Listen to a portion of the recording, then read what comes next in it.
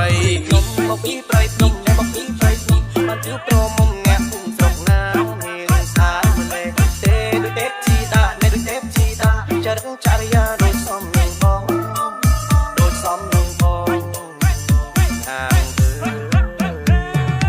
តងាឡាបងជិះកំឡោះជំជាតិតាមពីទេរស់នៅព្រៃភ្នំទន្លេស្ទឹងអណ្ដូងពេញពូនបងសន្តានអ្នកស្រែចម្ការចាំពីត្រមុខកំឡោះព្រៃភ្នំកំរោះស្អាតជានិចក៏បានជួបនាងកញ្ញាបេះដូងក៏លត់ញ័រសុំស្គាល់បងគុំប្រកាសអាសិនជីបងកំតាំងអលត់តែគួរដូរេមីប៉ាសូឡាស៊ីបង្កើតអគួរ if you have fun everything will be yours ស្រាប់តែឃើញពីចម្ងាយឃើញឆ្ងាយចង្កូលទុនប៉ះទុំបេះដូងបងដូចទុំសង្ស័កពេលយប់យន្តសុំតែទៅជាដល់អារម្មណ៍បង្ខំថាចិត្តមិនអត់ទុនព្រាំងភ្លឹកផោះហាត់ដូចត្រូវធ្វើការជីទងង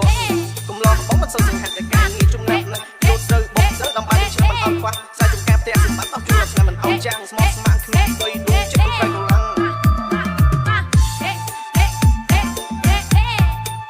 តន្ត្រីរីមិច DJ សូម៉ាលីគុំត្រែកខេត្តកំពង់ធំសូមស្វាគមន៍ ឡងប្រៃភ្នំមកពីប្រៃភ្នំនៃមកពីប្រៃភ្នំបានជួបក្រមុំងាក់ភូមិស្រុកណាហៀងស្អាតម្លេះទេដូចទេពធីតានៃដូចទេពធីតាចរិតចរិយាដូចសំនឹងបង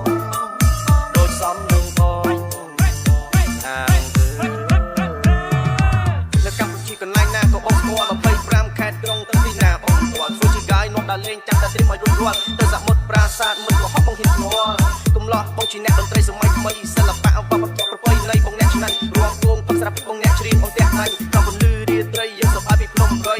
បងជាអ្នករ៉ាប់តំណាងឲ្យជំនឿដើមលវាំងពេញប្រទេសគេមីក្រូញ៉ាំជួយចាំច្រៀងព្រឹកថ្ងៃយប់តែមិនមែនច្រឡំដោះរួមមកអស់ដៃខ្លួនខ្លួននឹងមានដង្ហើម